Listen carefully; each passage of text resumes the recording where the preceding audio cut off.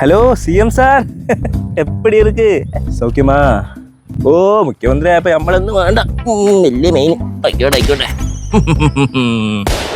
ആ ഞാൻ പിന്നെ വിളിക്കട്ടോ. അങ്ങനെ തമിഴ്നാട് രക്ഷപ്പെട്ടു. നമ്മളെ കേരളത്തിലെ ഭരണമൊക്കെ എന്താണ് നന്നാവുക?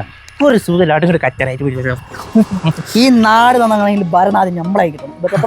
അങ്ങനെയാണെങ്കിൽ നമുക്ക് ദിവസം റീൽസ് എടുക്കാൻ അങ്ങനെ റീൽസ് എടുത്ത് നമ്മൾ അവസാനം സിനിമയിൽ കയറും. ആ സിനിമ 100-200 കോടിയോ കൺഫേം.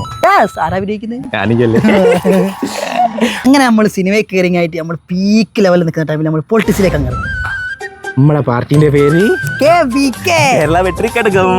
കേരളത്തിലെ UDF-നെയും LDF-നെയും പിന്തള്ളിക്കൊണ്ട് KVK എന്ന് പറയുന്ന നമ്മളെ പാർട്ടി ടോപ്പിൽ വരും.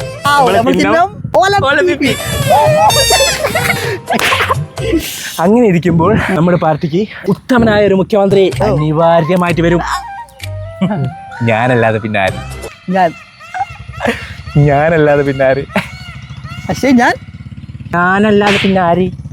മുഖ്യമന്ത്രി ഞാനാടോ.